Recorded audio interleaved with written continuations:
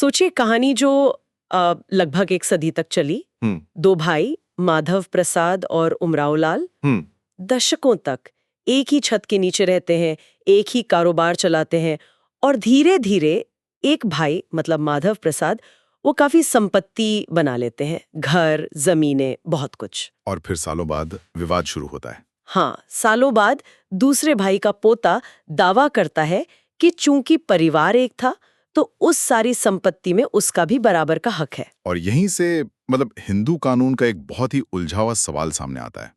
क्या साथ रहना और साथ काम करना, क्या ये किसी भी संपत्ति को अपने आप संयुक्त परिवार की संपत्ति बना देता है? बिल्कुल।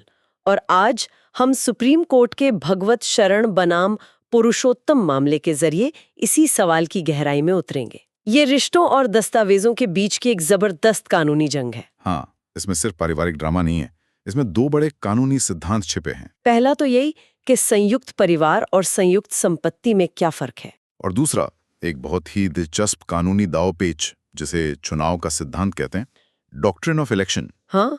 उसने इस पूरे केस का मतलब रुख ही पलट दिया। अच्छा, तो चलिए पहले सिद्धांत से शुरू करते हैं। वादी यानी उमराव लाल के पोते का तर्क क्या था? उनका तर्क बहुत सीधा था। वो कह रहे थे कि भाई व्यापार साझा था तो उससे बनी संपत्ति भी साझी हुई। और माधव प्रसाद के परिवार का क्या कहना था? उन्होंने कहा कि नहीं, ये संपत्ति उनकी अपनी मेहनत की कमाई थी, इसका संयुक्त परिवार से कोई लेना देना नहीं था। ये तो मतलब थोड़ी अजीब बात है। आम तौर पर तो यही माना जाता है कि अगर परिवार एक है तो संपत्ति भी एक ही होगी। हाँ, यही इस मामले का पहला सबक है। कोर्ट ने इसी धारणा को तोड़ा। तो कोर्ट ने क्या तर्क दिया? कोर्ट ने साफ किया कि हिंदू कानून में यह माना जाता है कि परिवार संयुक्त है, ये एक धारणा है। ठीक है, लेकिन ये धारणा अपने आप इस बात पर लागू नहीं होती कि उनकी संपत्ति भी संयुक्त होगी। संपत्ति को संयुक्त साबित करने का पूरा भार वो दावा करने वाले व्यक्ति पर होता है। तो इसे साबित कैसे किया जाता है? क्या सिर्फ ये कहना काफी नहीं कि हम साथ रहते थे, साथ काम करते थे? नहीं, बिल्कुल नहीं। आपको ये साबित करना होगा कि संपत्ति खरीदने के लिए एक पैतृक नाभिक मतलब कोई एंसेस्ट्रल न्यूक्लियस। हाँ बिल्कुल, कोई शुरुआती साझा फंड, कोई पुश्तैनी जमीन या दुकान जिसके पैसे से व्यापार या संपत्ति खड़ी की गई हो।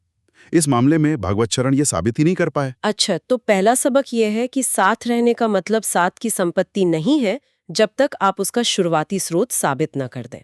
पर आपने कहा था कि कहानी में एक और भी बड़ा पेंच था। हाँ, जहां भगवत शरण अपने ही बनाए जाल में फंस गए। वो क्या था?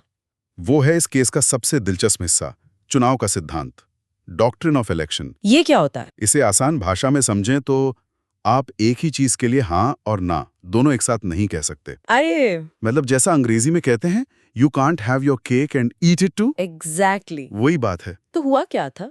उन्होंने एक ही दस्तावेज को सही भी माना और गलत भी। हुआ ये कि माधव प्रसाद ने एक वसीयत बनाई थी। अब ज्यादा संपत्ति का दावा करने के लिए भगवत शरण ने इसी वसीयत की वैधता को चुनौती दी। ठीक है, ये तो समझ आता है। लेकिन पेच ये था कि कुछ साल पहले उन्होंने उसी वसीयत का इस्तेमाल एक किराएदार को बेदखल करने के लिए किया था। ओह! क्योंकि उस वसीयत के तहत उन्हें घर मिला था, तो जब फायदा लेना था तो वसीयत को स्वीकार कर लिया। और जब ज्यादा हिस्सा चाहिए था तो उसी वसीयत को अमान्य बताने लगे। बिल्कुल। ये सिद्धांत सुनने में तो बहुत तार्किक लगता है, पर क्या ये थोड़ा अन्यायपूर्ण नहीं हो सकता? हो सकता है किसी ने अनजाने में कोई छोटा फायदा ले लिया हो और बाद में उसे अपने बड़े हक से हाथ धोना पड़े। सवाल वाजिब है, लेकिन कानून का एक लैटिन सिद्धांत है, क्वाड अप्रोबो नॉन रिप्रोबो। जिस चीज को आप स्वीकार करते हैं उसे आप अस्वीकार नहीं कर सकते। अच्छा। अदालत ने कहा कि जब आप किसी कानूनी दस्तावेज के तहत कोई भी लाभ स्वीकार करते हैं तो आप उसकी वैधता को भी मान लेते हैं, अब बाद में मुकर नहीं सकते। इसे कानूनी भाषा में विबंधन या एस्टोपुल कहते हैं। तो आम लोगों और परिवारों के लिए इस पूरे मामले से क्या सीख मिलती है? सबसे बड़ी सीख? सिर्फ धारणाओं पर न चलें। अगर परिवार में पैसा या संपत्ति साझा है तो उसका दस्तावेजीकरण वो बेहद जरूरी है। और दूसरी बात, किसी भी वसीयत या कानूनी दस्तावेज से कोई भी लाभ स्वीकार करने से पहले बहुत सावधान रहें। आपका एक छोटा कदम आपको बाद में उसे चुनौती देने से रोक सकता है। और हमारे कानूनी पेशेवरों के लिए क्या टेक अवे है? उनके लिए दो बातें साफ हैं। पहला, HUF यानी संयुक्त परिवार की संपत्ति साबित करने के लिए सबूतों का मायार बहुत ऊंचा है। पैतृक नाभिक का अस्तित्व साबित करना होगा।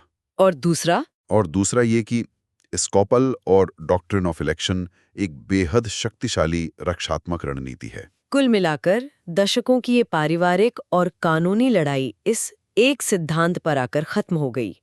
ये मामला आज भी एक गहरा सवाल छोड़ जाता है। हाँ, जब पारिवारिक रिश्ते और कानूनी दस्तावेजों में टकराव हो तो कानून को किसे ज्यादा अहमियत देनी चाहिए, दशकों के साथ को या कागज पर लिखे शब्दों को?